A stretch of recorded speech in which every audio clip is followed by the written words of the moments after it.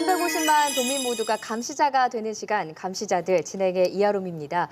우리 지역의 크고 작은 이슈와 정책들을 맨눈으로 꼼꼼히 감시해서 우리가 바로 이 지역의 주인이다 다시 한번 생각해보는 그런 시간입니다. 오늘도 함께해줄 네 분의 대표 감시자들 소개해드리겠습니다. 안녕하세요. 네, 안녕하세요. 네, 오늘은 기쁜 소식을 먼저 하나 전하고 시작하겠습니다. 청년 유니온과 함께 도전했던 경남 청년 기본 조례 기억하시죠? 드디어 오늘 오후 경남도의회 5월 임시회 본회의에서 조례가 통과가 됐습니다. 정말 큰 박수를 한번, 정말 큰 박수를 한번. 야, 정말 도민 여러분의 응원에 힘입어서 이렇게 성사가 된 것 같아서 정말 기분이 좋은데요. 청년 조례가 통과되는 그 현장 화면에 담았습니다. 먼저 보시죠.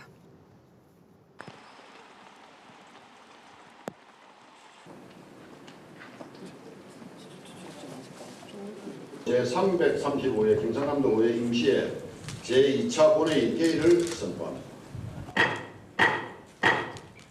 tem포형 개헌이 이루어지고 있습니다. 예산과 예산 집행되거나 의결을 하도록 하겠습니다. 이사일정 제1항 경상남도 청년 기본 조례안을 위원회에 수정한 대로 의결하고자 하는데 이의가 없습니까? 이의가 없으므로 가결되었음을 선포합니다. 다음은 이사일정 제2항 경상남도 범죄 피해자 고생 수고하셨습니다. 오랜만이네요. 네. 지금까지 청년들의 문제가 개별한테 다 맡겨놨는데 이제는 좀 집단적이고 좀 더 책임성 있게 문제를 풀 수 있는 뭐 그런 계기점이 마련되었다 이렇게 볼 수 있습니다. 일단 통과가 돼서 굉장히 기분이 좋고 어떻게든 이 조례가 통과된 게 우리 또 경상남도 청년들한테 도움이 또 많이 됐으면 합니다. 네, 지난 3월에 상정되지 못해서 못내 아쉬운 마음도 있었는데 드디어 통과가 됐습니다. 이 본 의원이 그 김지수 의원님 상임위 소관이었다고 네, 맞습니다. 들었어요. 네. 많이 쓰셨겠어요. 네. 사실은 집행부하고도 저희가 참 회의를 많이 했고요. 그리고 우리 소관 상임위의 의원님들하고도 이야기를 많이 했습니다. 사실 TV에 나가기에 저렇게 간단하게 나갔지만 네. 절대 간단치가 않았습니다. 아. 예, 그리고 이 자리를 빌어서 사실은 청년 유니온에서 원하는 내용을 다 실었으면 정말 참 좋았겠지만 조례 제정이라는 것이 사실은 많은 행정력과 또 예산이 수반되는 문제이기 때문에 다소 아쉬운 점이 없지 않을 것 같아요. 근데 그럼에도 불구하고 네. 이번 조례 제정으로 적어도 행정에서 청년 문제에 관심을 갖기 시작했다. 그래서 조금 아쉽지만 앞으로 굉장히 발전할 수 있는 초석을 마련했다. 여기에 좀 큰 의를 더 주시기를 부탁드리고요. 네. 특히 총장님. 네. 네. 네. 이 조례를 제가 청년 기본 조례안을 한번 내용을 한번 살펴보도록 하겠습니다. 이 살펴보면 어떤 영향을 받을 것인지에 대해서 구체적으로 좀 나와 있는 부분이 있습니다. 네. 제9조 청년정책위원회 구성이 있습니다. 이 구성에서 위원회 구성을 20명 이내로 구성하게 되어 있는데 이 청년을 포함시키게 되어 있습니다. 또 제16조 청년센터의 설치 운용에 대해서 한번 살펴보면 청년센터는 사업의 개요 수립 시행을 할 수 있고 또 청년의 참여 확대를 위한 청년 활동 지원 및 민간 협력 활성화도 같이 할 수 있다는 거고요. 이 청년 조례가 우리 청년의 생활 안정과 또 문화 활성화에 조금이나마 도움이 되어서 우리 경남 발전을 견인할 수 있는 그런 희망이 되기를 기대합니다. 네, 진짜 기대가 되네요. 아마 지금 여기서 가장 기쁘신 분이 이 청년을 대표해서 이 자리에 앉아 계신 강기태 씨가 아닐까 이런 생각이 드는데요. 전정기 의원님의 혜택을 말씀해 주시니까 네. 기분이 억수로 참말로 좋네요. 같은 경남 청년으로서 이제 청년들의 사회 참여 보장이나 권위 증진에 대한 초석이 이제 마련된 것이니까요. 굉장히 기분이 좋고요. 이런 것들을 위해서 경남 도민들께서 많은 참여 관심 계속 부탁드립니다. 네. 이 조례가 통과됐다고 끝이 난 게 아니라 지금부터가 시작입니다. 이 청년 기본 조례를 근거로 해서 지역 청년들이 많은 혜택을 받을 수 있도록 실질적인 정책들이 뒤따라야겠죠. 이 조례가 정책으로 연결되고 잘 시행되는지 감시자들이 계속해서 지켜보도록 하겠습니다. 이번 순서는요. 청년 조례가 통과됐다는 따끈따끈한 소식만큼이나 핫한 코너입니다. 방송 2회 만에 도민들의 반응이 뜨거운데요. 감시자들 첫 번째 감시 리스트는 거리의 무법자, 난폭버스 집중 추격입니다. 1회에서는 60대 여성이 신호 위반한 버스에 치여서 숨지는 그런 안타까운 사고를 보여드렸고요. 지난 2회 방송에서는 시내버스가 아파트 단지로 추락한 사고 CCTV를 감시자들이 최초로 공개를 했습니다. 이런 충격적인 버스 사고를 접하고 나면 무섭기도 하지만 정말 화가 많이 납니다. 또 더 충격적인 건 저희가 시내버스 이 감시를 시작한 지 3개월째인데 아직도 많은 버스들이 난폭 운전을 하고 있고 사고도 계속 이어지고 있다는 겁니다. 오늘도 지난 시간에 이어서요. 난폭버스의 위태로운 질주를 한 번 더 추격해 보겠습니다. 화면 먼저 보시죠. 하루 평균 58만 명의 시민이 이용하는 경남의 시내버스. 무엇보다 안전해야 할 대중교통이 도로 위에 무법자가 된 지 오래. 아찔한 고개 운전을 이어가며 승객들의 생명마저 위협하고 있는 시내버스 난폭 운전. 고질적 병폐인 경남 시내버스의 실태를 집중 감시합니다.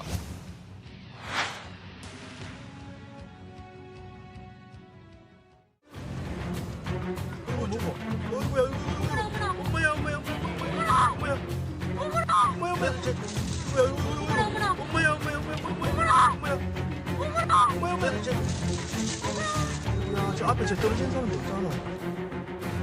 아파트가 좀 흔들리는 걸 느꼈어요. 지진 난 것처럼 그렇게 느꼈어요. 좀 많이 무서웠어요. 속도가 조금 더 높았다면 하반신이 어떤가 이렇게 죽을 수도 있으니까 끔찍하게 생각해요. 경남 시내버스들의 위태로운 질주는 시민들을 충격과 공포로 내몰고 있는데요. 난폭버스들의 아찔한 습격이 멈추지 않고 있는 가운데 또 한 번 전해진 사고 소식. 오늘 저녁 7시쯤 창원시 마산회원구 마산역 버스 종점 근처에서 세워져 있던 버스 한 대가 미끄러지면서 근처 식당으로 돌진했습니다.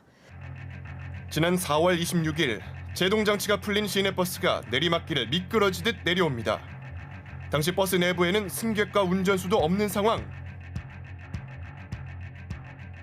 뒤늦게 발견한 버스 기사가 황급히 이를 막아 세워보지만 주차장을 이탈한 버스는 보호 난간을 뚫고 인근 식당으로 돌진했습니다.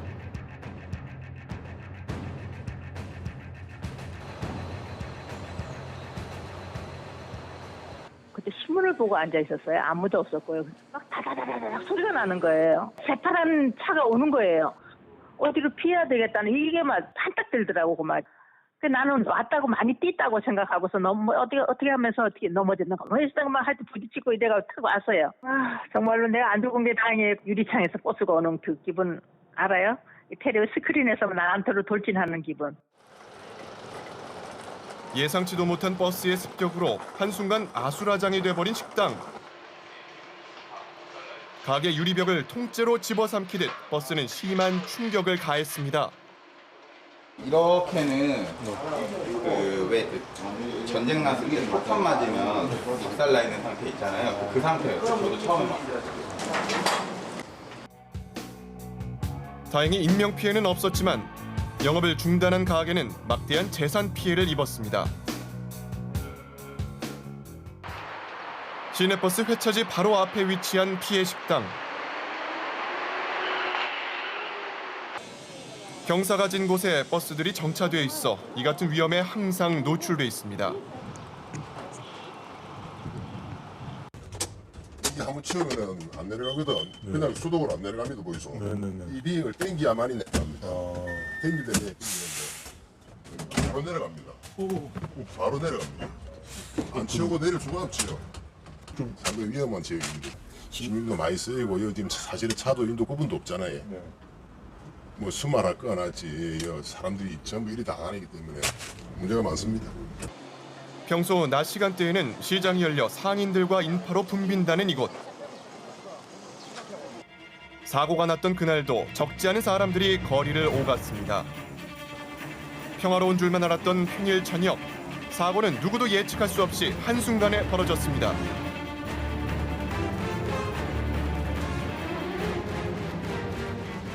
낮 시간대 만약에 그렇게 되더라면 뭐 사고 컸지. 근데 그날은 또 운이 좋아가지고 보니까 막 사람도 없었고 차가 그대로 혼자 막 댕기고 막 그냥 오피스 있어요. 지난 3월부터 5월까지 경남 지역에 발생한 시내버스 사고 건수는 무려 33건. 그중 절반가량이 창원시에서 발생했는데요. 사고 유형의 대부분이 버스에 타고 있지 않던 보행자를 충격한 사고들입니다. 그렇다고 버스 안 승객들이 안전한 것은 아닙니다. 급정거로 중심을 잃고 굴러 떨어지기도 다반사.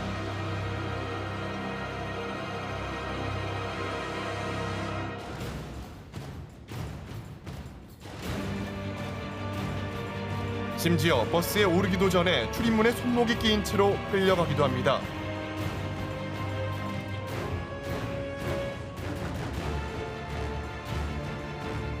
언제 어떤 상황에서 벌어질지 모르는 시내버스 난폭 운전의 피해.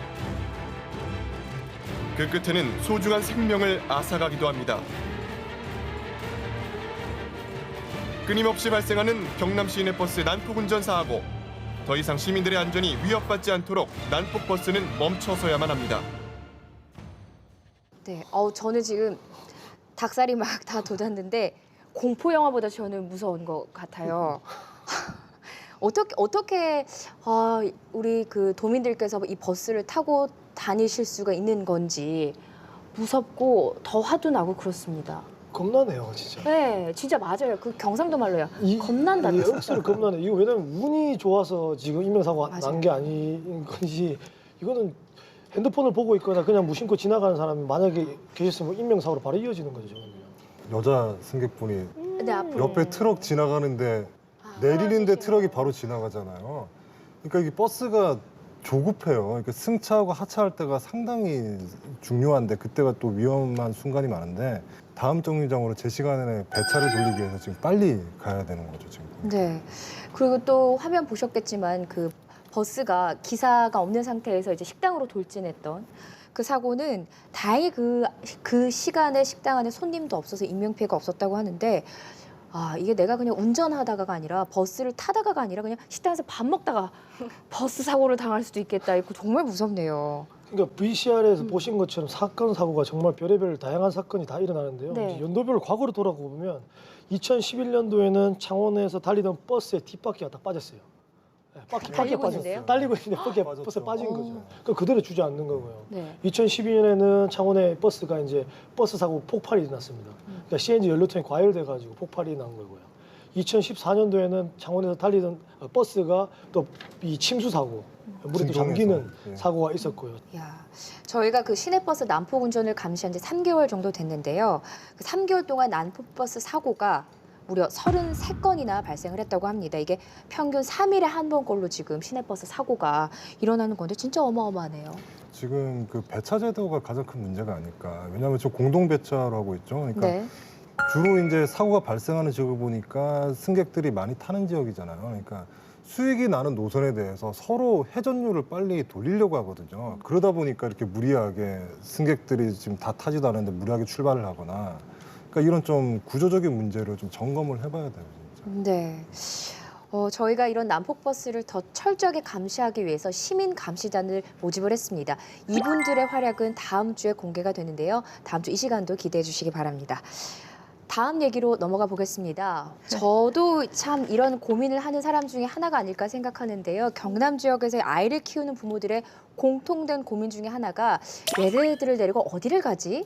그래서 뭐 검색창에 쳐보면 창원, 아이 데리고 가볼 만한 곳 이렇게 검색하면 정말 많은 질문들이 올라와 있습니다. 내가 다 가봤어요. 뭐 댓글들이 이렇게 되는데 그래서 아이들을 데리고 부산이나 뭐 대전이나 용인에도 가고요. 그렇게 용인까지 갔어요? 예, 얼마 전에 제가 다녀왔는데.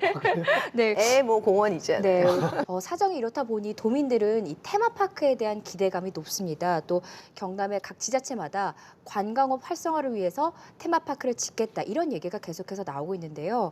현재까지 제대로 실현된 곳은 아직은 없습니다. 그나마 다행스러운 건 이제 롯데가 김해관광유통단지에 짓기로 한 테마파크, 또 좀 말도 많고 탈도 많았습니다만 마산의 로봇랜드가 최근 좀 사업이 속도를 내고 있죠.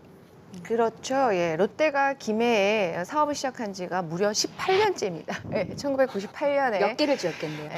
테마파크를 짓겠다고 해놓고 이때까지 미적미적했죠. 그러다 최근에 이제 경상남도에서 드디어 이제 짓지 않으면 이행 강제금을 부과하겠다라고 좀 압박을 했습니다. 근데 이행 강제금이 규모가 좀 되죠. 토지 자산 평가액의 20%의 금액입니다. 그러니까 금액이 좀 되다 보니까 롯데가 드디어 테마파크와 관련해서 인허가 신청서를 내었습니다. 예. 뭐 늦게라도 지금 내었으니 좀 뭐 그나마 다행이다 이렇게 말씀드릴 수 있을 것 같아요. 네, 마산 로봇랜드 같은 경우에는 이제 대우건설이 이제 사업자잖아요. 네. 그 투자 확약서를 제출을 했고요. 또 그 테마파크 조성 사업비 1,000억 원을 로봇랜드 재단에 이제 완납을 했어요. 그래서 이제 사업 진행 요건이 다 지금 완료가 된 상황입니다. 그렇군요. 이렇게 우여곡절 끝에 희망이 보이는 테마파크와 달리 희비가 엇갈린 곳이 한 곳이 있습니다. 바로 경상남도의 포기 선언으로 완전히 지금 물 건너간 진해 글로벌 테마파크인데요. 홍준표 도지사의 핵심 공약이었고 또 이 경남의 미래 50년 새로운 먹거리 사업으로 지역의 정계 재개가 총력을 기울였던 사업입니다. 그런데 경상남도가 최근에 이 사업을 포기한다고 하면서 논란이 이어지고 있는데요. 그래서 오늘 두 번째 감시 리스트는 스탑 진해 글로벌 테마파크입니다. 지난 11일입니다. 경상남도가 이제 공식적으로 포기 선언을 했죠? 네, 맞습니다. 네.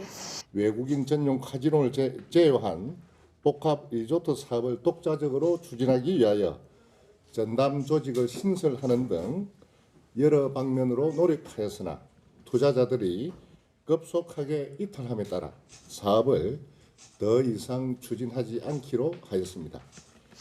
이 진해 글로벌 테마파크 사업은 홍 지사가 아주 의욕적으로 추진했던 사업입니다. 그래서 급작스러운 이런 포기 선언에 당황스럽다라는 이런 도민들의 반응이 많았는데요. 근데 이게 왜 지금 포기를 할 수밖에 없었을까요?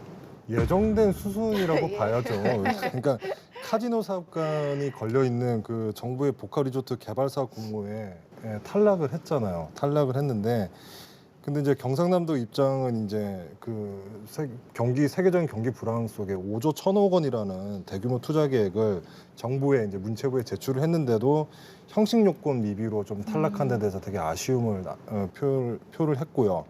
그러니까 그 이후로 이제 투자자들이 나서질 않는 거죠. 투자 심리가 위축이 되고 특히 이제 BY 월드가 이제 정부 공모 탈락 이후에도 지속적으로 추진하겠다라는 방침을 밝혔지만 최근에 손을 떼겠다고 입장을 밝혔기 때문에 그렇게 되면 그 이후에 좀 투자자가 나서지 않으니까 진행을 할 수가 없는 거죠, 사업을. 근데 도나 사실 홍준표 도지사의 어떤 그 입장을 봤을 때는 그동안 뭐 태도를 봤을 때는 어떻게든 될 수 있다, 할 수 있다 이런 자세 아니었습니까? 그 진해 글로벌 테마파크가 무산이 된 것이 문체부 탓이다 이런 기조, 그 지방 홀대론이다 이런 기조를 피셨는데요. 우리 좀 이제 이 마당에 좀 솔직했으면 좋겠어요. 예. 경상남도 탓이죠, 처음부터. 예. 그런데 우리 홍준표 지사는 2012년 보궐선거에 당선되실 때 이미 마산 로블랜드나 이렇게 앞에 전임 지사가 하던 사업들은 계속 사업이니까 공약으로 별로 참신하지 않으니까 본인이 글로벌 테마파크를 공약으로 들고 나오셨던 거죠. 그래서 쭉 추진을 해가지고 오신 건데요. 물론 유권자의 표로 당선된 도지사가 정책 우선순위를 결정할 권리가 있죠. 그런데 이제 과정에 있어서 처음에 시작한 것도 홍준표 지사였고요. 중간에 그 진행 과정에 대해서 전혀 심지어는 의회하고도 전혀 공유하지 않았습니다. 예. 제가 김주수 의원이 말씀하시는 데서 인정할 부분은 인정하겠습니다. 좀 안타까운 현실이지만 제가 볼 때는 경남도가 포기할 수밖에 없었던 이유가 있었을 거라고 저는 생각을 합니다. 처음에 정부에서 지역 안배 차원에서 두 곳을 선택한다고 이렇게 선정할 계획을 희망을 가지고 있었던 것도 사실입니다. 그런데 사실은 정부에서 한 곳밖에 발표를 하지 않았죠.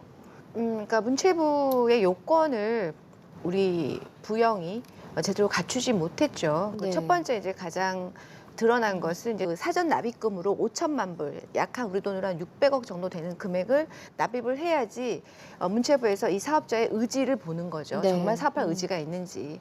그런데 BY 월드 즉 부영은 그걸 못 냈죠. 그리고 투자 확약서로 대체했다라고 우리 경남도청에서 이야기를 했는데 문체부 확인을 하니까 문체부의 입장은 아니다. 더 이상의 추가 납입은 받아들이지 않는다. 자격 미달로 본 그렇죠. 거군요. 왜냐하면은 이 경상남도와 문체부의 관계가 아니라 공모 사업이기 때문에 다른 시도의 관계가 있고 다른 투자자가 또 있는 거죠. 그렇기 때문에 요건은 모두에게 공평해야 되기 때문에 형평성이 맞지 않는 거죠. 사실은 투자자의 역할이 가장 중요해요. 그러니까 이 투자자를 어떻게 그러니까 제대로 된 건실한 투자자를 붙잡는 게 사업의 그 존폐를 가늠하는 관건이죠, 관건이거든요. 관건. 예. 그러니까 사전 납입금이라는 거는 이제 정말 그 자본을 충분히 유동성이 있는지, 그러니까 그걸 사전에 납입할 수 있는 그런 조건을 지키는 게 좀 중요한 기준은 좀 될 수가 있는 거죠. 네. 근데 얘기를 들으면 들을수록 경상남도가 이걸 왜 모르지 않았을 것 같은데 왜 이렇게 일이 진행이 됐나 그런 생각이 드네요. 왜냐하면 이 공모 탈락 이후에도 홍준표 도지사가 언론에다 독자적으로 추진하겠다, 할 수 있다, 또 이러한 또 발표를 했던 기억이 나는데요. 추진 의사를 강력히 밝히면서 전담 부서도 신설을 했습니다. 네, 지난 2월에 그 정무 공모에 이제 그 탈락이 된 뒤에 바로 그 같은 달에 진해 글로벌 테마파크 독자 추진을 하겠다고 밝혔고요. 바로 글로벌 테마파크 추진단을 또 신설하기도 했죠. 네. 그럼 지금 추진단 신설이 3월이니까 지금 한 2달 정도 못 돼서 지금 포기 선언을 한 거네요. 예, 그러니까 결정적인 거는 부용그룹 주도 이제 BY월드가 사업자가 손을 떼면서 더 이상 이후에 향후에 투자자가 네. 나서지 않으니까 진행할 수가 없는 거죠. 이런 상황에서는 다 이제 뭐 지자체에서 어떤 사업을 추진하다가 입장 발표 없이 흐지부지 되는 경우도 있는데 그런 부분에서 보면은 이번에 포기 선언을 한 것은 그나마 좀 솔직했다고 생각을 합니다. 우리 김용 기자님 말씀하신 대로 맞습니다. 이제라도 사업 중단을 한 것은 저는 뭐 그나마 다행이다 생각은 하는데 사업 중단을 하는 과정에 있어서 솔직하게 자기 반성을 해야죠. 남 탓을 하고 그럽니까? 네. 정부 탓을 하고. 예. 반성을 하고 이런 거 사실 아닙니까? 그렇기 때문에 발표한 거. 아니죠. 반성을 아직도 안 하고 있으니까 제가 사실 이 진해 글로벌 테마파크 관련해서 자료 요청을 한 지 벌써 1년이 더 됐습니다. 글로벌 테마파크 할 수 있어요. 그렇지만 글로벌 테마파크를 진행하는 과정에 엄청난 예산과 엄청난 행정력이 수반이 되고 또 이제 다 끝난 이 와중에도 아직 진해 그 웅동 글로벌 테마파크 주변에 땅값이 지금 올라가지고 지금 진해에서는 많은 그 뒤 투자자들이 지금 손해를 보게 생기지 않습니까? 네, 그렇죠. 그러니까 이런 여러 가지 문제가 발생될 수 있기 때문에 왜 저희가 의회가 있고 그리고 여러 전문 기관이 있고 유관 단체가 있고 언론이 있습니까?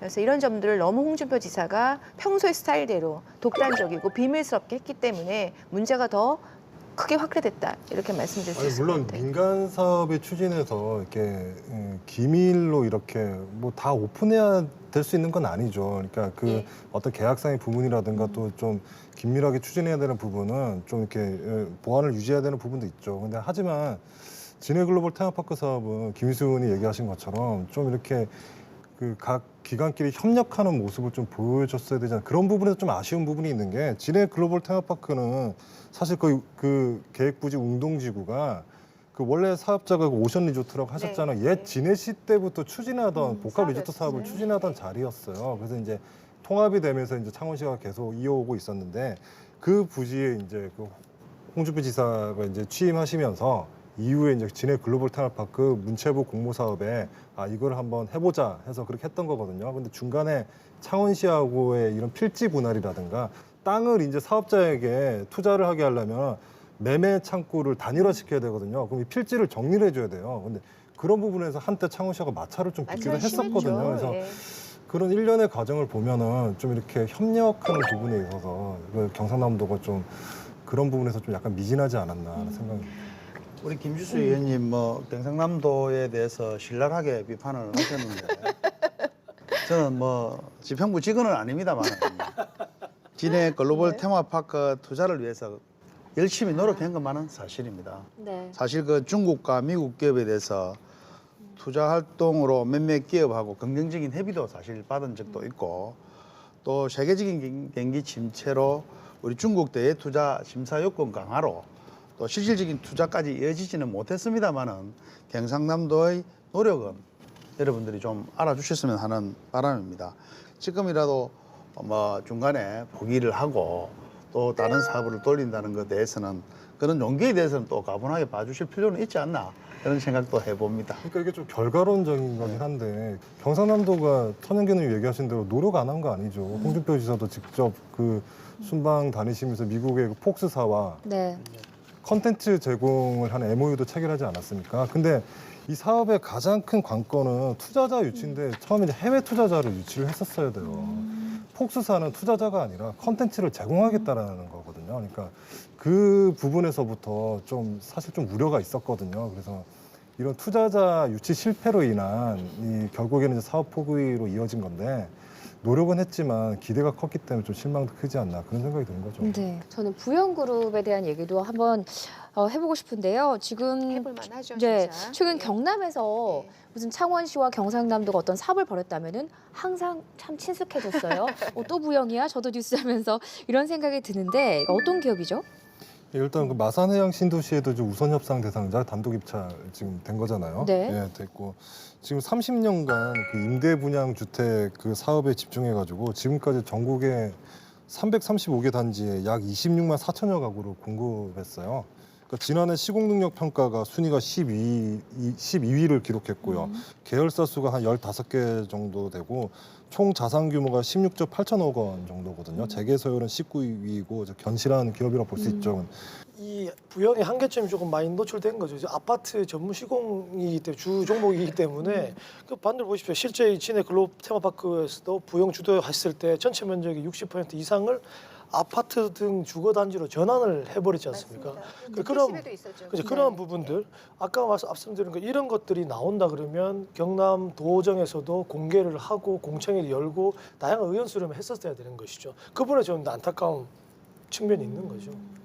그런데 최근에 이 부영그룹이요 세금 포탈 혐의로 검찰 수사를 받았어요. 근데 이것도 이 사업 진행에 영향을 미쳤다고 분석할 수 있을까요?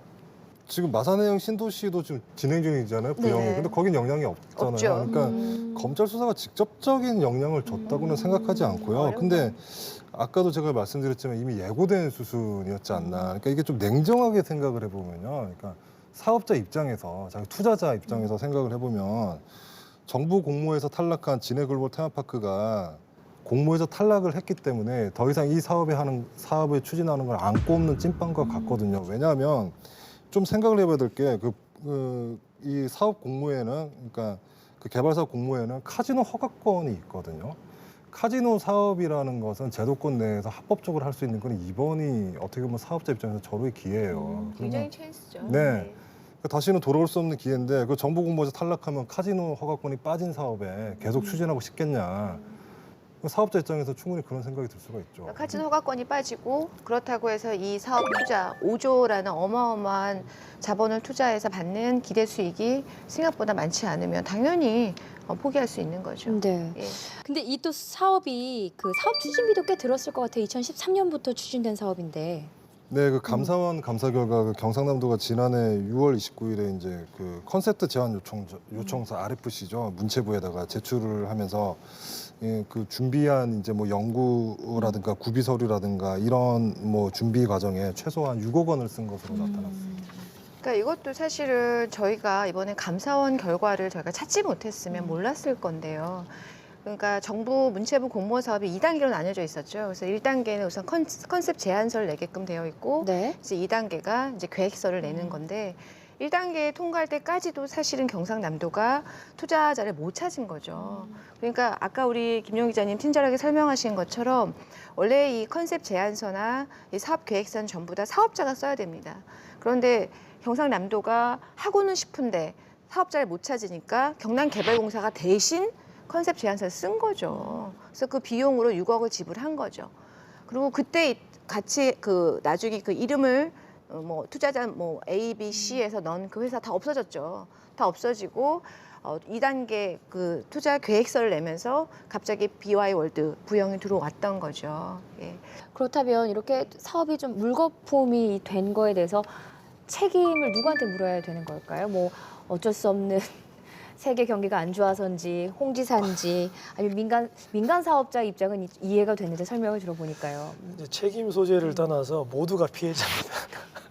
모두가 피해자입니다. 왜냐하면 정부는 인천 영종도에 수도권 하나 만들었지 않습니까? 반대로 비수도권 지역의 균형적인 발전의 찬스를 한번 놓친 것이고요. 부영도 마찬가지로 카지노 사업권이 물 건너가면서 기업청에서도 벌어들인 이익을 남길 수가 없게 되는 기회도 잃었고요.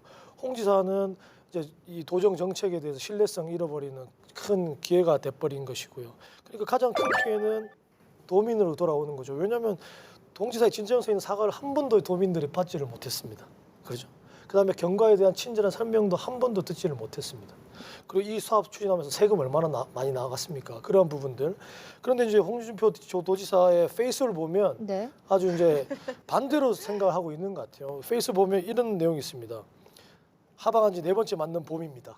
근데 첫 마디가 이겁니다. 평화로운 봄입니다. 네, 평화롭지 않죠.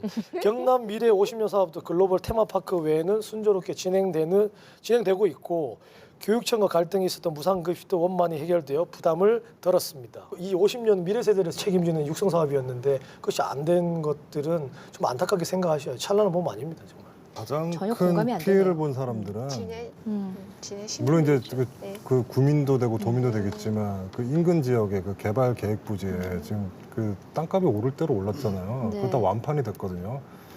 물론 이제 더 가봐야 알겠지만 그 땅 산 사람들은 지금 그 땅값 때문에 또 되게 마음고생할 수도 있는 거죠. 공사를 하다가 사업을 하다가 중간에 또 멈추어야 할 시기를 아는 것도 또 중요한 중요하죠. 요인 중에 하나입니다. 우리 이런 사업은 뭐 경남뿐 아니라 전국적으로 이런 현실이 많이 있는데 지금 인천시 같은 경우는 8년째 지금 로보랜드가 지지부진하고 이렇게 있는 사업, 또 우리 심지어 카지노 허가권을 받은 인천 영종도의 경우는 홍콩 리포그룹이 포코 리조트 사업을 포기한 그런 현실도 있고, 또 경기도 화성에서는 유니버설 스튜디오라는 그런 유치에 실패한 그런 사례도 사실 있는 것도 사실입니다. 이렇게 볼 때 지금 이 사항은 누구의 책임을 묻기보다는 그동안 노력을 많이 했던 공무원들하고 또 그 홍준표 지사에게는 굉장히 아픔이겠죠. 우리가 그 아픔을 같이 좀 해줬으면 좋겠고, 이런 실패가 우리가 또가 엄청난 발전을 또 가져올 수 있지 않을까 하는 또 생각도 합니다. 그러면 이 앞으로 그 진해 글로벌 테마파크 자리는 어떻게 되는 건가요? 어떻게 개발이 되죠?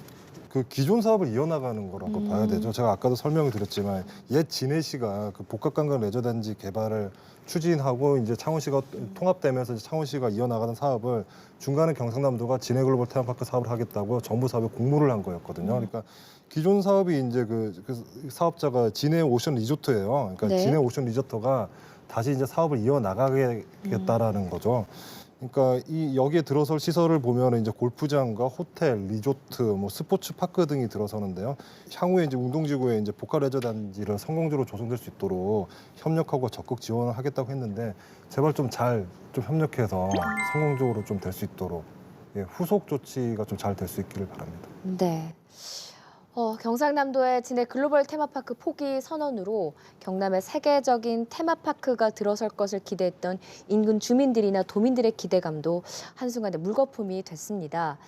누구든 실패는 할 수 있습니다. 중요한 것은 이 실패했을 때 자세와 대처가 아닐까요? 왜 실패했는지 과오를 돌아보고 진심으로 또 반성하고 같은 잘못을 거듭하지 않도록 노력할 때 더 나은 미래를 그릴 수 있을 겁니다. 더욱이 도민의 염원을 담아서 도민의 혈세로 추진했던 핵심 정책에 대한 실패, 그 실패에 대처하는 경상남도의 자세를 보면서 도민들의 신뢰 자체도 물거품이 되지 않을까, 그런 우려가 절로 들어서 씁쓸합니다.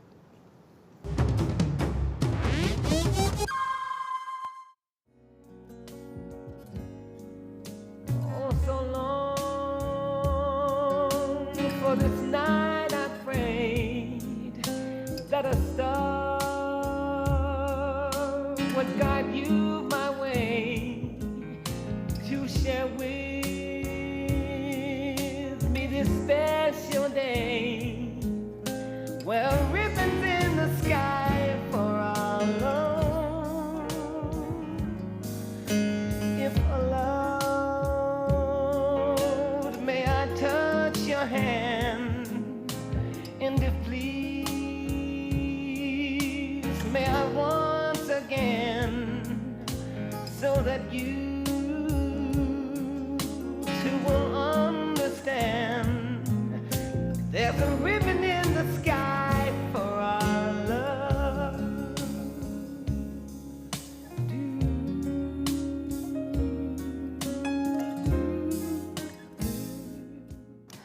고 노무현 전 대통령을 추모하는 발길이 끊이지 않은 5월의 봉화 마을에 가봤습니다. 특히 8년 만에 공개된 사저가 정말 인상 깊었는데요.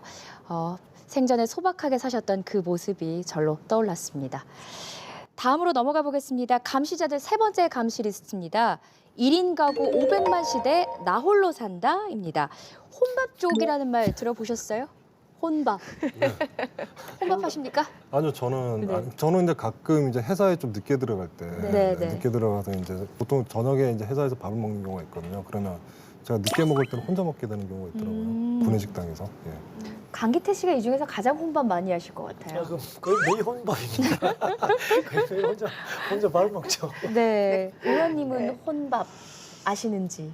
우리 알고는 있습니다. 있는데 네, 저는 전혀. 익숙치 않습니다. 그런 말이 않고. 그래요? 저는 집밥을 사랑합니다. 좋아하고요. 이 혼자 밥 먹는 사람을 뜻하는 신조어입니다. 혼밥족이라고 하는데요.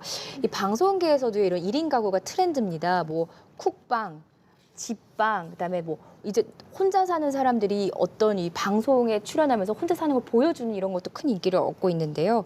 지난해 국내 1인 가구 수가요. 500만을 돌파했다고 합니다. 이 정도면 500만이면 우리나라 인구의 10분의 1이 지금 혼자 산다는 거거든요. 예, 그 지난해, 생각보다 많아요. 예, 지난해 국내 1인 가구가 총 506만 한 500여 가구 정도로 파악이 됐는데요. 사상 처음으로 500만 가구를 돌파를 했습니다.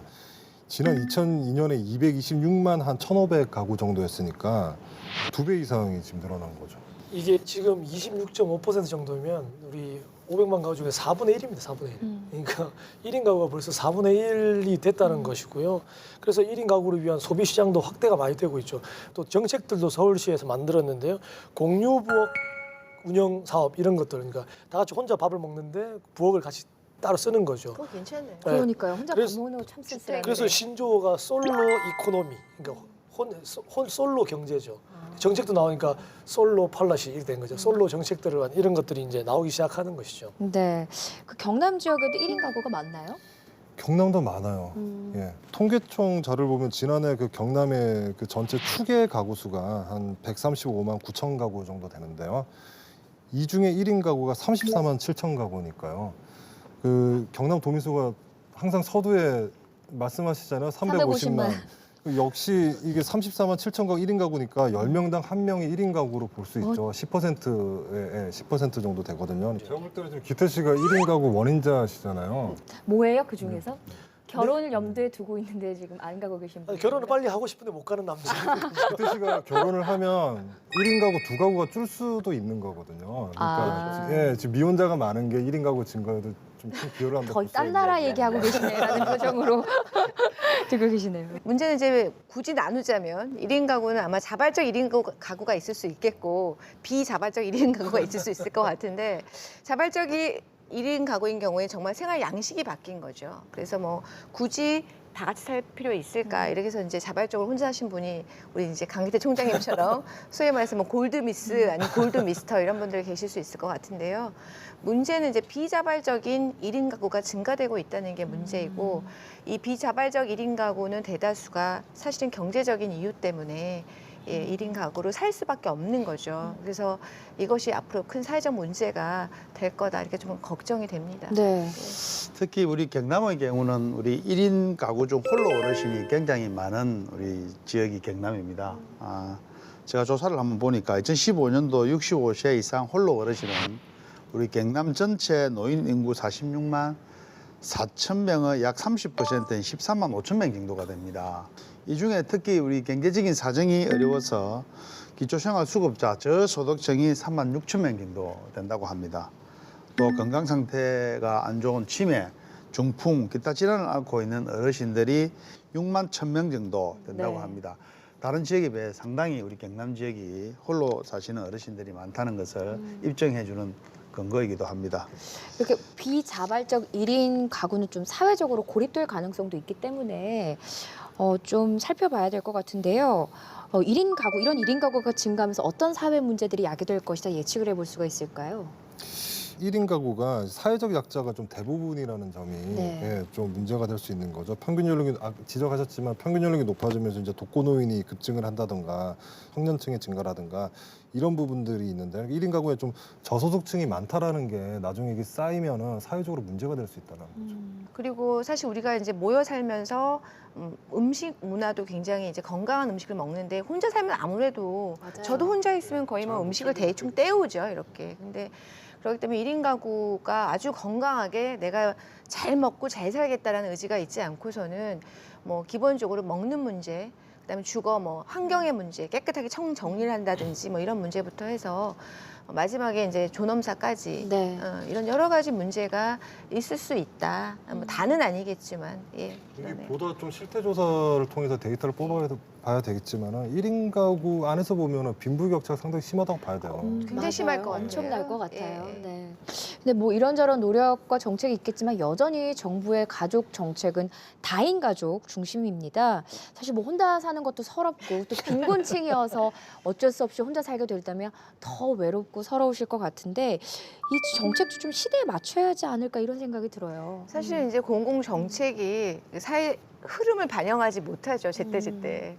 우리 아까 얘기했듯이 벌써 1인 가구가 4분의 1을 넘어가고 있는 이 시점에서 여전히 뭐 주거, 세제, 여러 가지 대출, 금융상품 뭐 이런 모든 것들이 아직도 전부 다 그 가족 중심으로 다인 가족 중심으로 만들어져 있죠. 그래서 뭐 예를 들면은 우리 지금 청약 열풍이 많이 일잖아요. 근데 청약과 관련해서 보통 이제 핫한 지역은 청약 가산점이 없이는 당첨되기 어렵죠. 그런데 불행하게도 이 청약 가산점 자체가 전부 다 다인 가족 중심으로 부양 가족이 있는지 없는지 뭐 이런 거 있잖아요. 그다음에 결혼을 했는지 안 했는지 뭐 이런 것들에 많이 초점이 맞춰져 있기 때문에 1인 가구는 이런 데 참 불이익을 받는다고 할 수밖에 없겠죠. 사실 이제 혼자 사시는 분들은 정책의 역차별을 받고 있죠. 그렇습니다. 예. 우리 직장인들이 13월의 월급 이런 부분이 있죠. 연말 정산에 보면 부양가족 공제는 1인당 150만 원씩 받을 수 있습니다. 그런데 우리 혼자 사시는 분들은 본인 애 없기 때문에 얼마 받습니까? 세금 공제? 아니 한 번 더 내요. 13월에 한 번 더 세금을 더 저는 내지. 너무 그렇죠? 공감이 되는 게 네. 저는 결혼하기 전에 이 연말 정산을 하면 뭐 7만 원을 내고 뭐 15만 원을 내고 이랬는데 결혼하니까 갑자기 돌려주더라고요. 그래서 이게 정확하게 이렇게 맞춰져 있구나. 배우자 공제 받으시잖아요. 근로장려 세제도 부양 가족이 있거나 배우자가 있어야 돼요. 그리고 18세 미만의 부양 자녀가 있어야 돼요. 그리고 그러니까 1인 가구 중에서도 60세 이상이 되어야지만 그 혜택을 받을 수가 있으니까요. 이러한 청년 1인 가구에 대한 정책들을 조금 더 변화시켜야 되는 것이죠, 이제. 근데 최근에 서울시에서 뭐 1인 가구를 위한 조례를 제정했다고 들었어요. 이게 어떤 내용이에요? 그 지난 3월에 네. 서울시가 이제 전국 최초로 1인 가구의 종합 대책을 담은 그 1인 가구 지원 기본 조례를 제정을 했는데요. 조례에 담긴 내용을 보면요. 우선 그러니까 1인 가구를 우리 사회의 정상적인 가족 형태로 인정하고 사회적 가족이라는 새로운 가족 관점을 제시한다라는 그런 내용이 있는데요. 그러니까 좀 가족에 대한 좀 패러다임을 좀 이제 바꿔야 되지 않나라는 그런 좀 기본 의미가 좀 있다고 볼 수 있죠. 그리고 5년 단위로 이제 1인 가구에 대해서 지속적인 계획을 수립하도록 이렇게 했고요. 그다음에 이제 1인 가구 실태 조사라든가 또 1인 가구 여가 생활에 사업비를 지원할 수 있는 또 근거에 대한 내용도 담겨 있는데요. 또 경기도도 1인 가구 지원 사업에 관한 조례안을 지금 입법 예고 중입니다. 그렇군요. 서울시도 많이 이제 만들고 있죠. 여성들 위한 또 1인 가구를 위해서 여성 전용 안심주택 이런 거 만들고 있고요. 여성 전문 진료센터 등 주택 주거와 의료를 또 해결하려고 하고 있고요. 이 부분 참 좋습니다. 1인 가구의 가장 큰 문제점이 생활용품에 관한 문제거든요. 보니까 서울 서초구에서 쓰레기 봉투를 1인 가구를 고려해서 2리터짜리를 적은 용량도 이제 만들어내는 거죠. 근데 이 2리터짜리 나오면 창원도 좀 나왔으면 좋겠다 이런 생각이 드네요. 그 서울과 경기도의 1인 가구 정책이 좀 선도적이다 이런 생각이 드는데요. 경남에도 이런 정책들 있나요? 지금 제가 볼 때는 이런 정책은 우리 서울이나 경기도가 조금 앞서가는 것은 사실인 것 같습니다. 우리 경남도에서는 이런 부분 구체적인 내용은 아직까지 좀 부족하고요. 1인 저소득 노인 가구 안전망 구축과 생활 편의 제공을 위해서 조금 몇 가지가 있습니다. 그걸 제가 한번 예로 들어 보겠습니다. 네. 경로당을 활용한 홀로 어르신 공동 생활 가정 설치, 그리고 찾아가는 빨래방 서비스, 그다음에 건강 음료 배달을 통한 안부 확인 등의 시책을 추진하고 있는 걸로 알고 좋네요. 있고요. 대도시가 아니죠, 경남은. 그러니까 경남의 시군 단위의 노령 인구 1인 가구가 많다 보니까 많은 이제 1인 가구에 대한 대책이라고 하는 것들은 전부 다 노인 인구에 많이 맞춰져 있는 게 사실입니다. 그런데 이 서울의 경우를 보면 서울에 이 주로 이제 여성 1인 가구를 위한 여러 가지 대책들이 많이 나오고 있잖아요. 이걸 누가 만들었냐? 서울시 여성가족재단이라는 데가 있어요. 그래서 저희가 좀 이제 여러 정책을 개발하는 연구센터들이 조금 더 적극적으로 좀 활동을 하셔서요. 이제는 이제 연구에 그치지 말고 정책 수요자들을 직접 좀 만나고 좀 토론하고 그래서 좀 조례를 만들고 좀 그러니까 서울이나 경기도처럼 그렇게 좀 다이나믹하게 좀 바뀌었으면 좋겠다 이런 생각이 듭니다. 그런데 또 이런 정책 마련도 중요하지만 사회적으로 인식도 좀 많이 변해야겠다 이런 생각이 들어요. 아까 뭐 서울시 조례 소개해 주시면서 1인 가구를 우리 사회 정상 가족 형태로 인정 이런 것도 들어가 있는 거 보면 인식 개선도 함께 해 나가겠다 이렇게 해석할 수 있을 것 같은데요. 사실 저부터도 1인 가구가 이렇게 많았어? 아 그리고 그렇게 노인 빈곤층이 많았어요? 오늘 저도 처음 알게 됐거든요. 경남이 지금 10명 중에 1명꼴 1인 가구라는 아까 통계를 제가 설명을 드렸잖아요. 근데 좀 특이한 현상이 또 뭐가 있냐면요. 최근 수년간 인구수 증가보다 가구수 증가가 더 많아요. 좀 언뜻 이해하기 힘드시죠? 그러니까 그만큼 다가구에서 1인 가구로 이렇게 바뀌는 추세도 많다라는 얘기거든요. 그러니까 그 가구당 평균 인원도 매년 좀 줄고 있는 상황이고요. 가구 유형이 이렇게 바뀌고 있는 거죠. 그러니까 가족에 대한 개념도 앞으로 좀 바뀌지 않을까. 뭐 이미 좀 해체라는 얘기도 하셨는데 그런 전체적인 패러다임이 바뀌고 있기 때문에 1인 가구를 다양한 삶의 방식 중에 하나로 인정하고 이렇게 사회적인 분위기가 이렇게 포용할 수 있는 그런 게 좀 중요하다고 생각을 하죠. 우리 도내에서 1인 인구가 지속적으로 증가할 것으로 이렇게 예측하고 있습니다. 예측하고 있는데 먼저 세대별로 청년, 그다음 또 중장년, 노년, 1인 가구의 특성을 적합한 맞춤형 지원이 필요하지 않을까 이런 생각도 해보고 또 도에서 청년기 1인 가구의 경제적 안정을 위해서 나갈 수 있는 청년 실업 대책 그리고 근로 능력이 있는 비취업자 중 여성 1인 가구의 취업 지원 정책 이런 게 필요하지 않을까 생각합니다. 그래서 우리 김지수 의원님하고 저하고 한번 이 부분에 대해서 관심을 가지고 열심히 한번 노력해 보겠습니다. 얼마 전 한국소비자원이 국내 1인 가구 소비자 1000명을 대상으로 이제 조사를 했는데요. 응답자 37%가 경제적 부담으로 주거를 꼽았습니다. 그러니까 앞으로 소형주택이나 1인 가구 공공임대주택 이런 것들 지원을 더 늘려야 될 것 같고요. 빨리 전향적으로 바뀌어서 트렌드를 1인 가구로 좀 맞췄으면 하는 바람입니다. 네. 시대와 생활 방식의 변화로 가족의 형태는 빠르게 변하고 있습니다만 공공정책과 인식 변화는 그 속도를 따라가지 못하는 것 같다는 생각이 듭니다. 이제라도 정부와 지자체가 소외된 1인 가구를 포용하는 방안을 모색해야 할 겁니다. 또 국민들도 역시 1인 가구에 대한 성숙한 인식을 가져야 할 것 같습니다. 감시자들도요, 함께 고민하고 노력해 보겠습니다. 여기서 우리 가족 같은 네 분 대표 감시자들과 인사 나누겠습니다. 오늘 고맙습니다. 네, 감사합니다. 최근 가습기 살균제 사건이 다시 사회에 큰 파장을 일으키고 있습니다. 5년 전부터 대두된 이 참사는 그동안 은폐, 왜곡, 날조 속에 외면당해 왔었죠. 하지만 긴 시간 덮고 숨기려고 해도 끝내 진실은 밝혀지기 마련입니다. 아직도 우리 사회에는 진실 규명에 필요한 과제들이 많이 남아 있습니다. 우리의 지속적인 감시 활동이 앞으로도 필요한 이유겠죠. 감시자들도 감시의 눈을 끝까지 늦추지 않겠습니다. 350만 도민 모두가 감시자가 되는 날까지 감시자들은 계속됩니다. 고맙습니다.